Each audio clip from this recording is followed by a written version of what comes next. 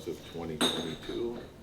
Thank you for being here today. I'll run through a few slides. If you have any questions, feel free to interrupt and be more than happy to answer them. A few things that are going on in town right now. You probably noticed there's a lot of road construction. There's 3 roundabouts that are being built.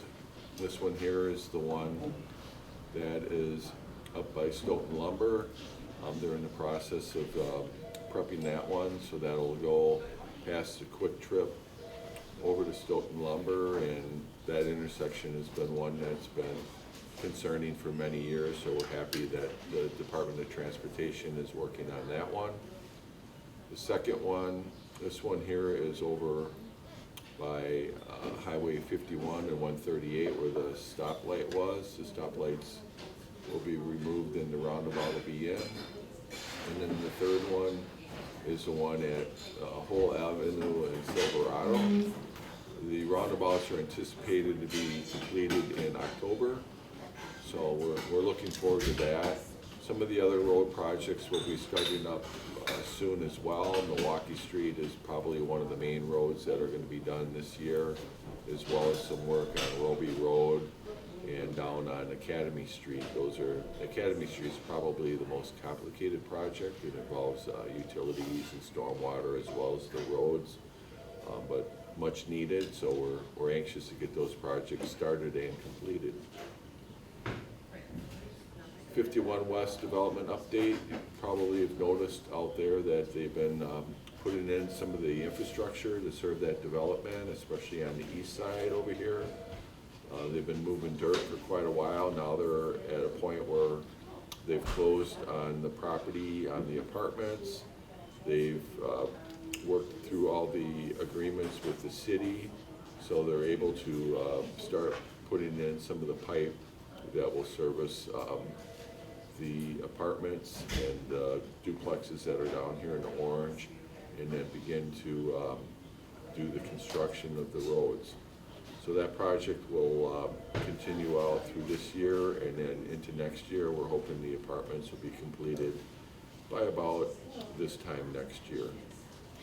On the west side, they'll be doing some work on the west side as well, and some of the infrastructure work will be done together. Some of the actual construction of the units may be done in phases, so that'll depend on how these properties are sold and when they can be developed. The red area here, the commercial area, is really just a kind of a placemat for future development for commercial. It could be one large building, or it could be multiple commercial, retail, or office buildings. That has yet to be determined. One of the things that will occur is at the intersection here where Rutland Dunn meets Highway 51, there's going to be an extension in Nygaard, and then a new road will come over, and we'll have a 4-way intersection here. And as part of the larger Department of Transportation project that will occur in 2026, we anticipate that there'll be a roundabout that will be installed at that intersection, and then north on Highway B at the same time. So those are some of the future projects that will happen in that area. This is a photo of the building that's going up near Walmart. We know that the Sherwin-Williams paint store will be in one unit, and the Emilio's will be in the other unit. The middle unit is yet to be determined. Recently, we learned on the site out by Dunkin' Donuts that Popeye's Chicken will be going up in that location. So, and we're looking forward to them coming to Stoughton. That's already been through the Plan Commission. The only thing they were really required to do was to do a specific implementation plan, which were the details of the building and the site, and that was approved last month. Other things that are happening out at Kettle Park West.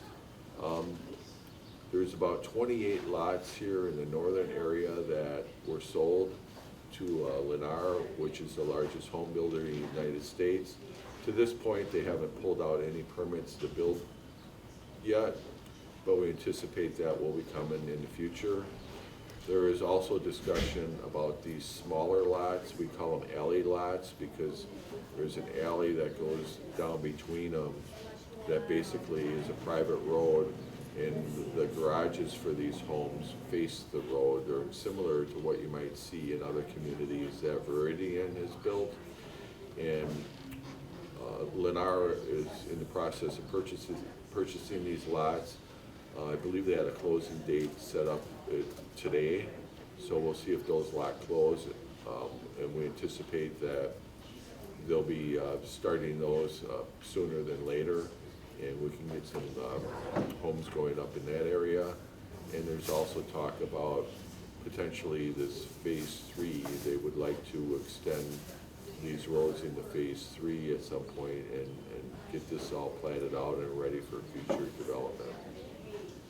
What highway is going through Menards? The Stoughton lumber? Yeah, no, well, I thought it was Menards. No, it's Popeyes. Oh, That would be off of. I don't care about Popeyes. Oh, okay. Menards. Oh, no. This is a picture of the 2 apartment units that are going up on Main Street here in the former Marathon site. And we expected these to be done this summer yet, so they're moving right along. There's 4 units in each building. There's also been some discussion about possibly trying to relocate this driveway here, which serves a house that is set back a little bit. So we'll see if that materializes. This is a picture of the duplex for Habitat for Humanity. And there's 4 families that were scheduled to begin moving in, I believe, earlier this week. I haven't been out there to see if they were able to get moved in, but they had closing dates set up. And we anticipate that they'll be starting the next 2 units here shortly. And this is a picture of the riverfront development. And we're still under contract with Kirk Brink, the developer from Madison. And this is kind of a renderings of what the buildings down there would look like. You can see the existing powerhouse would remain. There would be a road that would go through here to serve the 2 buildings here, and then 4th Street coming down here. Last night, we received approval from Dane County Capital Area Regional Planning Commission for Emmy Roth. Emmy Roth is the cheese company that will be building a corporate headquarters and a distribution center out near the Business Park North on Glacier Moraine Road. So that was one of the steps that we had to get through was the what we call an urban service area amendment, which is basically an approval of the stormwater plans in order to serve the 20-acre site that they're building on. They have locations in Platteville, in Seymour, and Monroe, as well as a corporate headquarters in Fitchburg. The Stoughton facility will be a larger corporate headquarters, and the distribution center will be kind of a cold storage. They'll bring in some cheese from their factories. They'll slice it or process it here, repackage it, and ship it out. So the cheese itself won't be made here, but it will be processed here for shipment to their other areas throughout the Midwest. And this is kind of an aerial view. You can see the headquarters building is here, and then the distribution center is here. I believe that the distribution center will be built in a couple phases. You can kind of see here there's what we would think would be like a future addition onto that building as well. So you can kind of see there's Williams Drive here where the vehicles for the office will come in, and then the warehouse part where the semis are will be on Glacier Moraine, which will get them off kind of the main drag here. So from a traffic flow, we think this arrangement makes a lot of sense. We have several events coming up. We had gazebo music last night, which was the 3rd scheduled week. The first week was rained out, but we had the last 2 weeks of weather has been favorable, and we had pretty good crowds there the last couple of weeks, so we're excited about that. The city band is planning on being there for some Wednesday night shows during the summer. After 2 years of a hiatus, they're going to come back and begin to perform again. So that'll give us another thing to do at Rotary Park. So we're excited about that, as well as the Catfish Music Fest will be occurring the weekend of July 4th, at the same time that the fair will be going on at Van Park. We have something new this year. We're going to have movies in the park.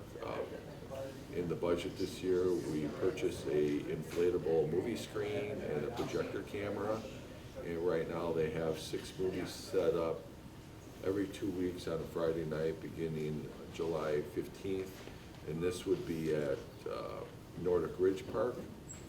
And you can see, they're kid-friendly, family-friendly movies, so we're really excited about the opportunity to do something to bring people together in the outdoor environment. One of the things the clerk's office has been working on this week is training for Badger books. Badger books are a computer system to have people be able to register for voting and to help the clerk's office process absentee ballots more efficiently. They're not voting machines or anything like that. It's mostly for the administrative part of the elections. And we think that this is going to be a really efficient way for us to update our database for the elections, which will save the clerks a lot of paperwork because they'll be able to do everything electronically. So they've had, I believe, 3 days of training at City Hall of the poll workers have been coming in learning how to use the Badger books. And this is something that they've been doing in some of the other municipalities. So we've been meeting with other clerks and kind of learning on how they do things and what works and what doesn't work. But it sounds like it's a pretty good system, so we're excited to implement it here beginning in the August primary election. And that'll give us a nice first run and get some additional training moving into the November elections. And at this time, I would entertain some questions. Just a quick question on the last topic. The signing requirement on those electronic signature, you think it's gonna, when I sign for taking a credit card purchase with my finger, it's illegible. Is that gonna be a problem for verifying signatures? I think that when you sign them, there'll be somebody there to verify that you're signing. Okay. So I don't anticipate any issues. But if you have concerns about that, I think the best thing to do would be to contact the clerk's office. They know more about how these It's really things are not my concern, it's with the current political state where people are questioning the validity of elections. You know, are they gonna use this to raise a stink? Well, This as you're is illegible. registering and, updating the ballots and those types of things, you'll still need your ID as well. Gotcha. So Back up. there'll be checks and balances. Okay. We believe that they're secure, they're not in any way connected with your actual vote, so there's no way anybody's gonna be able to tamper with the information. And right now, if you go to the polls, they have what we call the poll books, where they come in, they give you a number, and you have to repeat your name and address a couple times. This will be a more efficient way of getting people through the line to do that. So that's kind of the whole purpose of the Badger books. Thank you. So it was, sure, no, I appreciate the question. I know there's gonna be more questions, like you said, as we get in. It's a really sensitive topic. And that's why the clerk's office is already doing some training, as well as one of the reasons why I'm bringing it up today is we want to start getting the message out that this is something that we're going to implement. I know there's some strategies in the clerk's office to get it out through social media and then other communication methods that we use so people understand that this is something that we're going to be using. And for us, it's just replacing you know, the paper books basically, which, you know, have served us well over the years. But as we, you know, utilize technology and try to do things paperless, it just makes sense to go to these types of systems. Are there any other questions?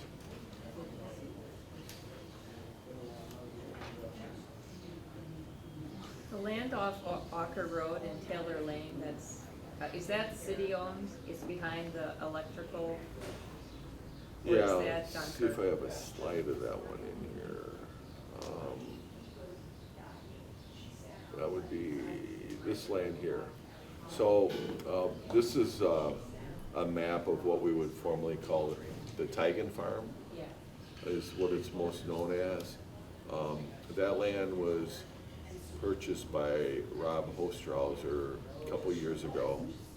And Rob is a local developer, realtor, formerly worked at Scotland Home, overseeing the maintenance department and doing real estate with them.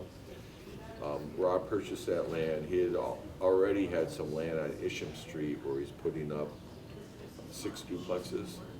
So he took a look at this land, he purchased it. Since then, Rob has began to work with Eldon Homes. And so Eldon Homes submitted, this is the first concept plan. I believe there might even be an updated plan that's come out in the last couple of weeks. But it's similar to this. And what they're looking at doing here, first thing they did is they did annex the land into the city. So that's been done.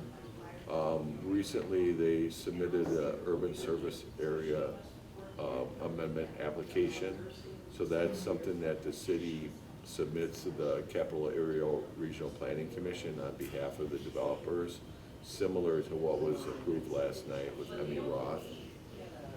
What we're gonna do is we're gonna have an internal meeting and talk about the concept plan to make sure it's consistent with what we've discussed in the past, and is consistent with what's gonna be required by CARPC, as they're called.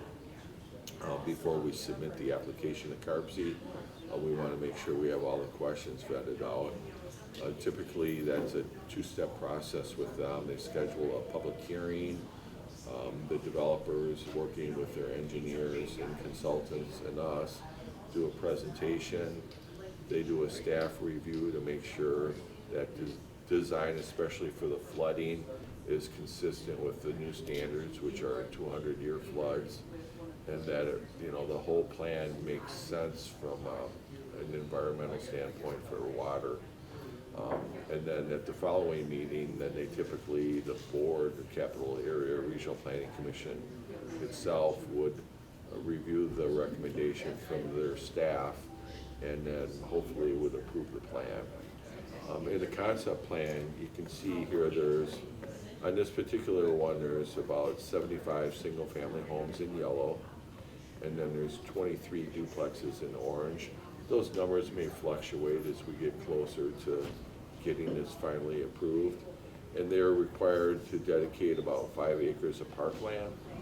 And the parkland dedication is based on the number of units. There's a formula that we use for the parkland dedication.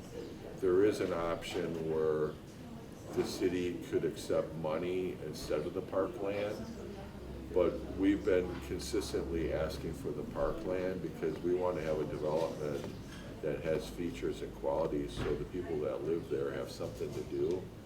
And we just think it makes for a better community if we have parklands. And then the other thing we try to do is work with the developers to make sure that the trail systems connect preferably to other trails and other parks within the area. So that's one of the things that we've tried to do. There will be a trail system running north up toward Isham Street that'll come out kind of behind Lowell Park.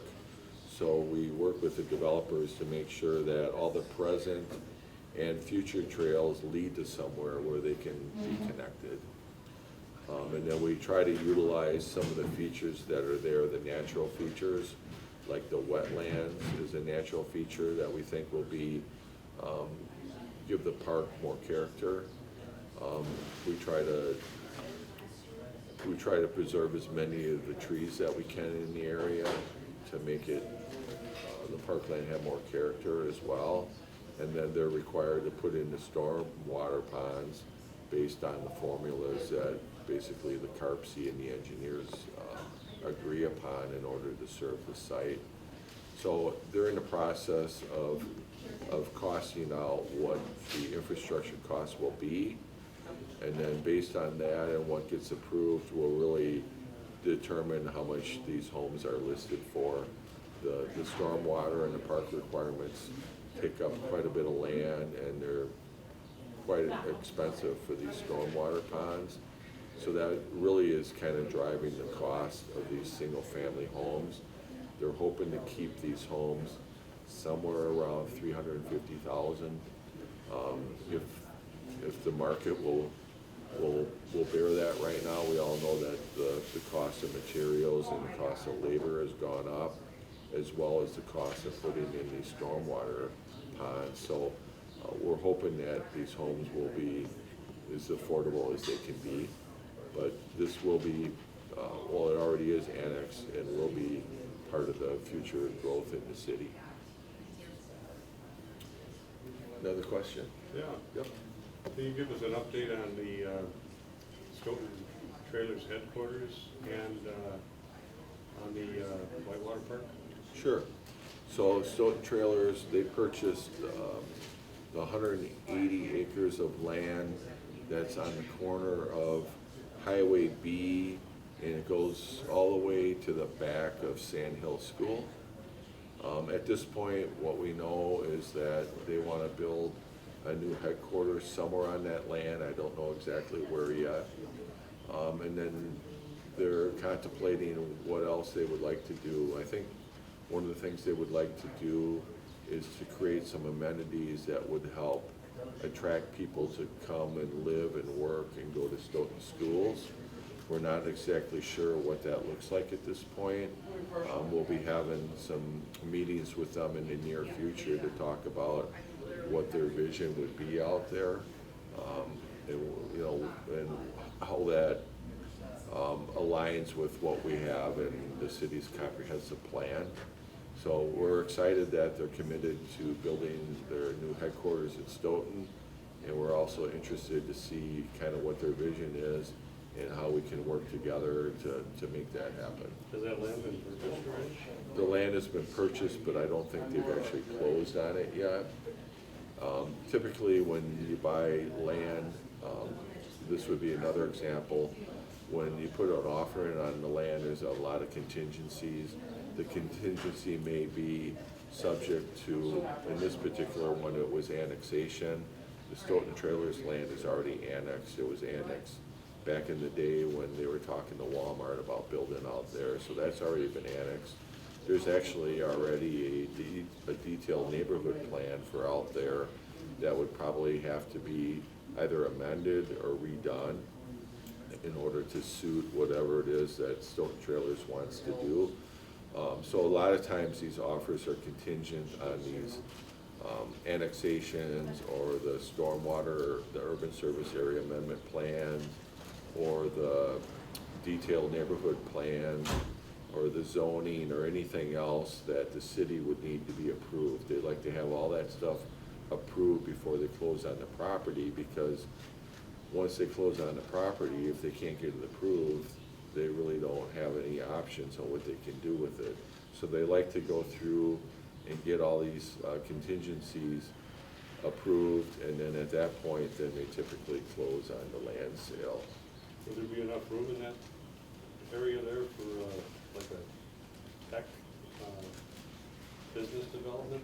Yeah, there's a total of 180-ish acres, and in the past, they've talked to us about maybe 15 acres for the corporate headquarters, so that leaves quite a bit of land available. So right now, we're just waiting to have our meeting to try to better understand where they want to put the headquarters, what other amenities they'd like to have, will there be additional housing or commercial type buildings out there. what that layout looks like, because ultimately what we need to do is we need to have a concept plan like this so we can understand where the roads are gonna go, where the sewer, water, stormwater is gonna be, and how that's all gonna, you know, work together to serve the site as a whole. So we really haven't had that level of conversation with them yet. The other question he asked was regarding the water park. And let's see if I have a map in here. I don't have the map in here. So on the water park, the things have been moving forward. The city council approved that last August.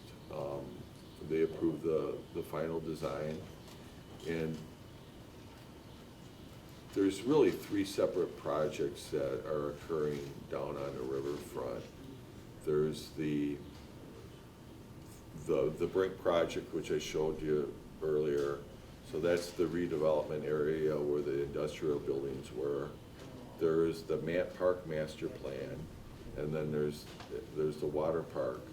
The water park is still being tweaked here. We had a meeting earlier this week with the Department of Natural Resources. So we had 3 people from the DNR, the one that would ultimately have to approve the permit in order to make the changes to the waterway, and then 2 of their engineers, as well as we did an on-site walkthrough with them, and then after that, we had a Zoom meeting with our engineers that are designing the water park features. So, as I mentioned, the design was approved overwhelmingly by the city council in August. I think it was a 10-to-1 vote. There was 1 council member that was absent. And that was based on information that we had received over the past 5 years. I mean, this started before I was mayor. And the meetings, we had over 135 meetings at the time. We had a public meeting at the Opera House. We had one at the high school. Both of them were well attended. We did presentations at the town of Pleasant Springs. We did one at Dunkirk. We did one with the Dunkirk Dam Lake District. We had 2 committee of the whole meetings where we gave an update, as well as all the city council meetings. Had a citizens-based Whitewater ad hoc committee meeting, and they all, you know, made recommendations that went to the Park and Rec Committee.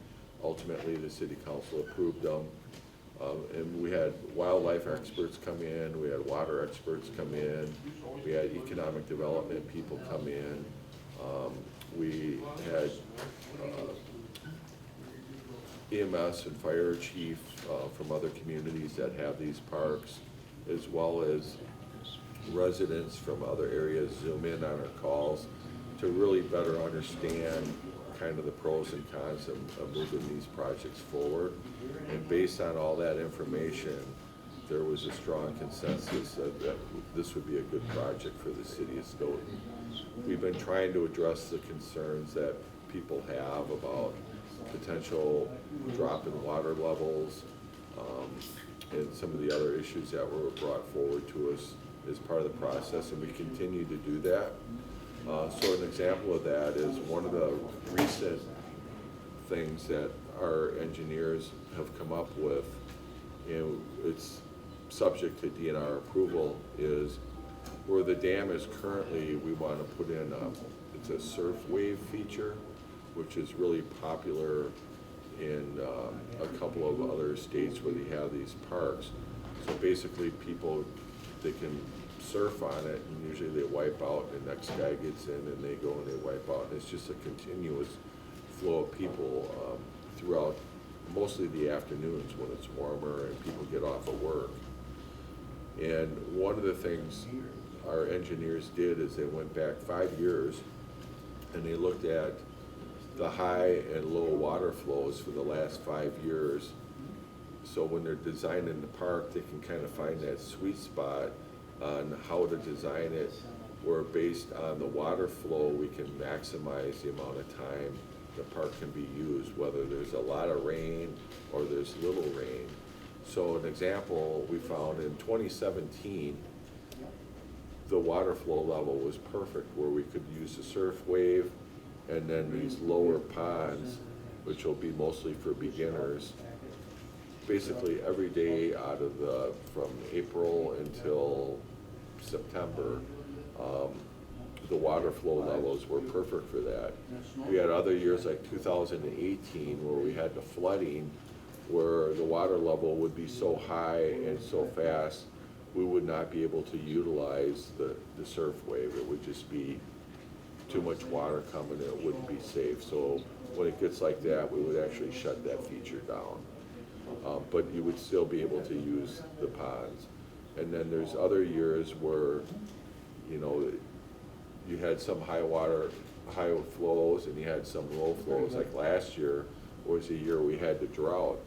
So what they're trying to do is, in the drought years, which is the most concern that people have about the water levels and the water flows, especially upstream, they're introduced the concept to the DNR this week to put in a hydraulic gate, so when the water flow level is low, the gate will go up and hold back some of the water, which will help create the pool for the surf wave, but it'll also help hold back some water similar to the dam, so the water levels upstream won't be affected as much.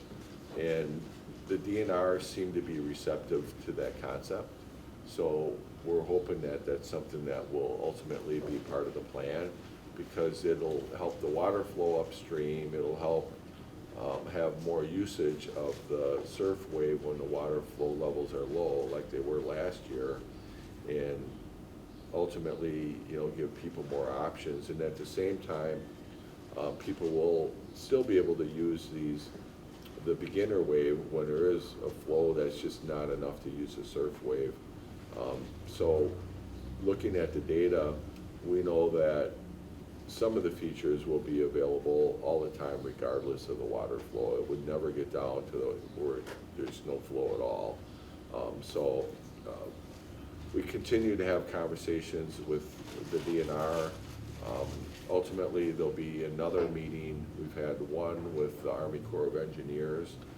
Both groups kind of work together to address any engineering thoughts or concerns they might have in order to make this project work out as best as it can.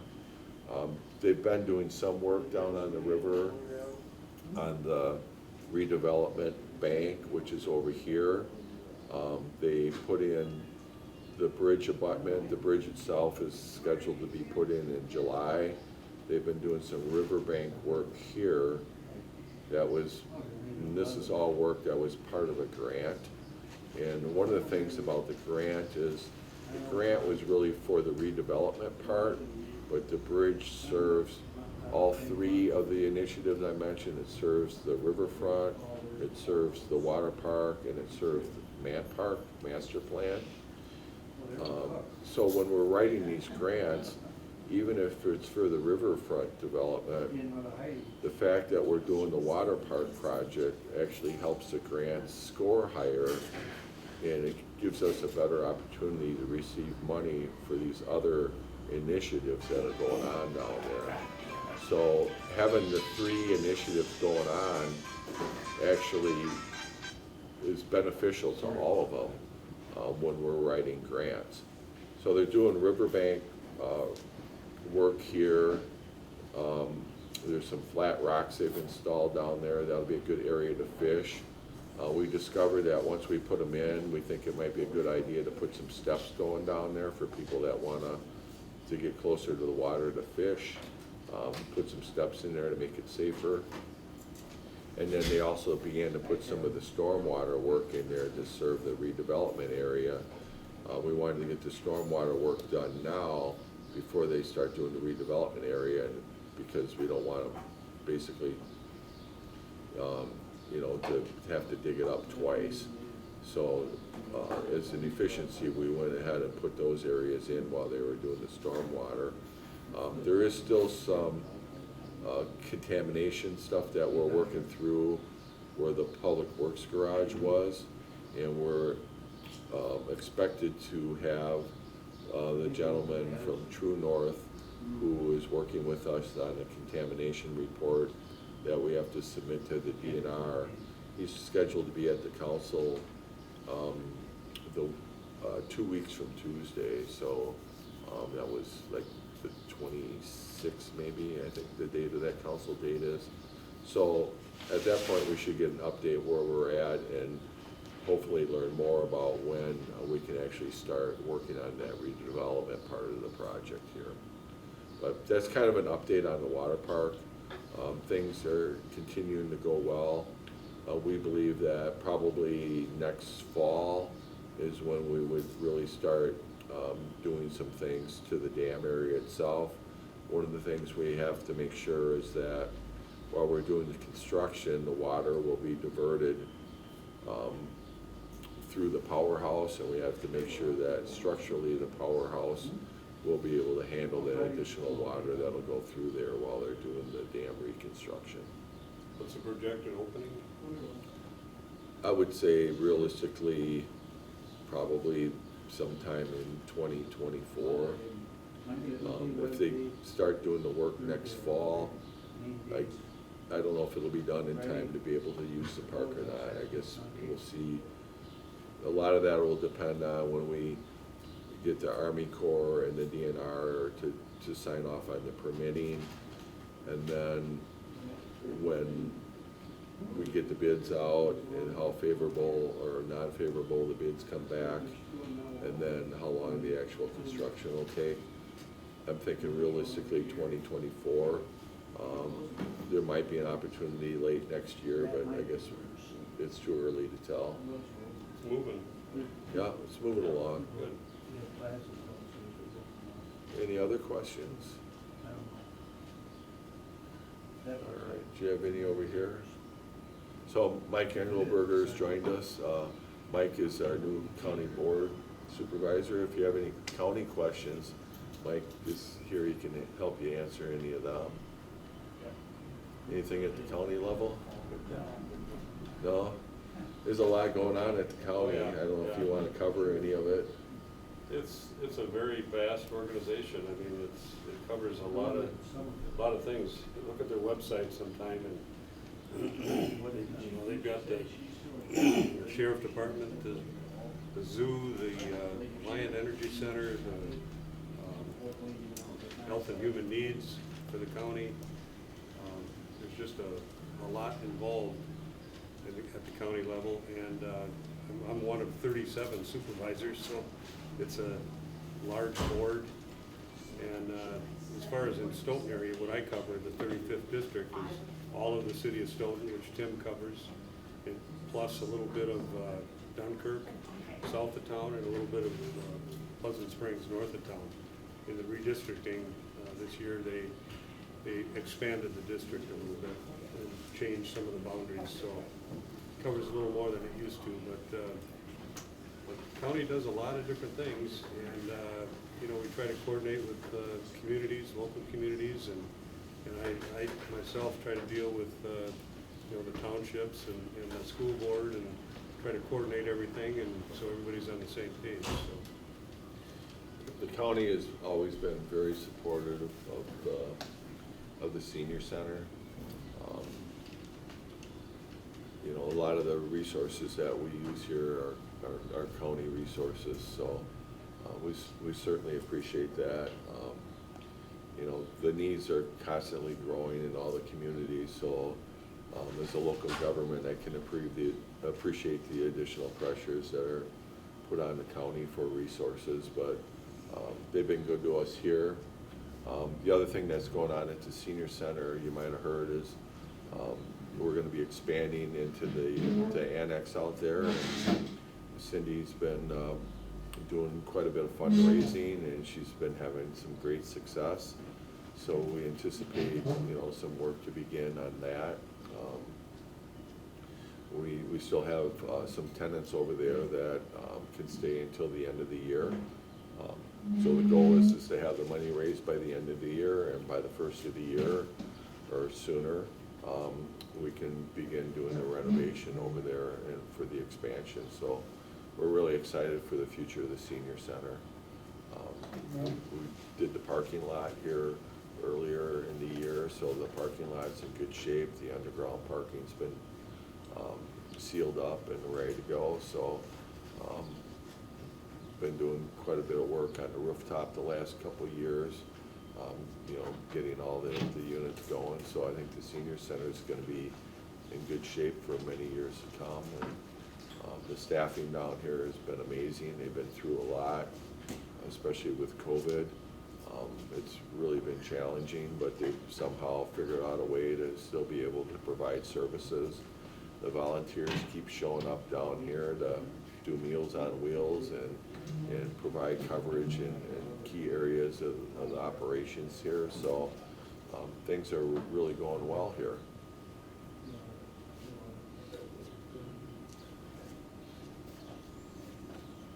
How about the department store right across?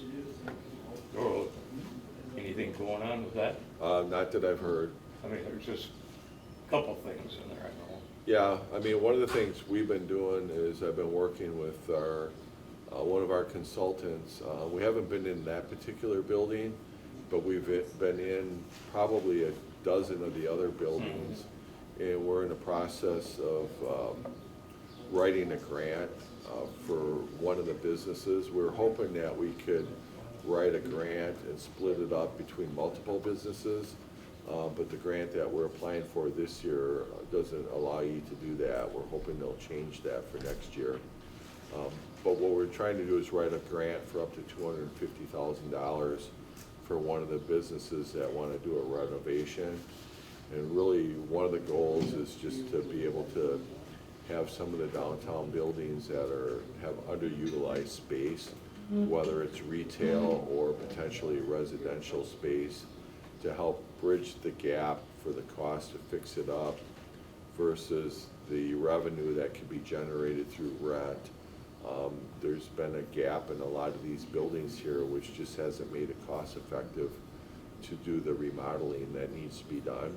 So we've been touring multiple buildings down here, meeting with the owners of the building, trying to understand what their future plans are. So we're in the process of sorting that out and getting this grant applied for. And then hopefully we'll keep our fingers crossed and we can secure some money for one of the businesses. Last year we were able to secure $75,000 for the Grand Inspired renovation in the building down there, which we call the Doughboy Building. And if you haven't been down there, I would recommend you go down there and see what they've done with the place. You know, they took a building that was basically being used as a warehouse, and now it's a business that you can go in and do woodworking projects. And they've really just cleaned the building up nice. It's being utilized very well. The value is going to go up, so it's going to be beneficial for the rest of the taxpayers as well, because now their property taxes will go up. So it's kind of a win all around on these grants that we're applying for.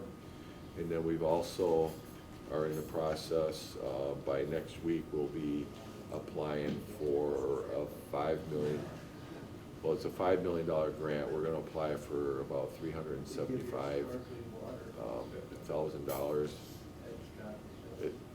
It's a $500,000 grant. We're going to apply for $375,000 toward the Innovation Center. So the city council approved $175,000 worth of American Rescue Plan money from the federal government.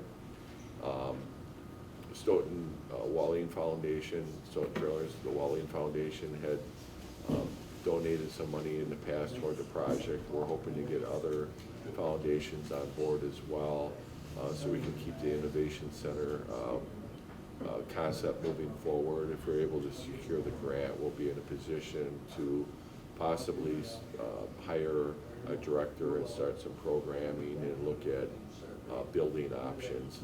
And that's the other thing that we've been doing is we meet with the building owners on the grant to upgrade their buildings. We're looking for opportunities for programming for the Innovation Center. So if we're not in a position to purchase or put up a building for the Innovation Center, we might be able to do some private-public partnerships and utilize some of the buildings that are already out there. So the type of programs that we could run would be a program like the Makerspace that Grand inspired, or it could be a program like at Marchand's where he has winemaking equipment, and somebody could go in there and rent out the equipment and start up a business there. They have all the licensing there, so if you wanted to go in and make wine, you could have a private label winemaking and start a business there, or just learn how to make the wine. There's potential in video production, for example. The city of Stoughton, the school district, the Opera House, the Stoughton Village Players, we all have equipment that we use for doing videos and productions. There could be a course in order to teach people how to do that. And we're talking to Madison College about a certification program. So if somebody wanted to go through the courses, they could get a certification badge.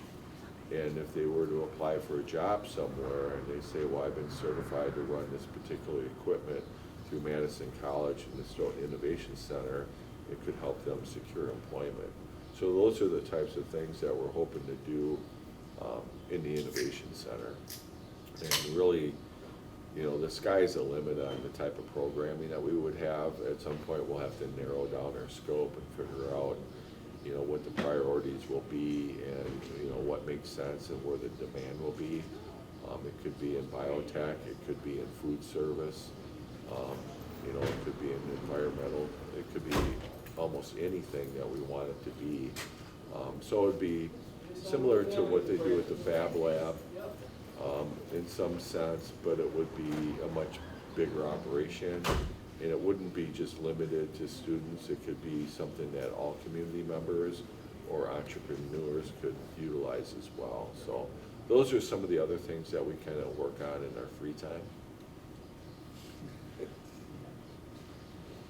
I was just gonna add that some of the, well, we've got a lot of historic buildings downtown and we have historic neighborhoods.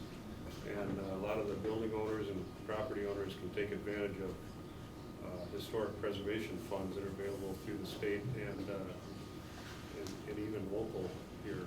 So there's some of those opportunities to fix up these old buildings also. What are they called? Tax credits for historic preservation. Oh. Yeah. That's available to the owners. Yep, yep, if they take advantage of it, yep. So we try to educate the owners of the buildings while we're out there, and also the Landmarks Commission works with them as well. So that's kind of what's going on in Stoughton. I'll be here again next month. And then in August, we're hoping to have Stoughton Health, hopefully the new superintendent of schools will be here in the chamber and myself. So thanks again for being here, and we'll see you next month.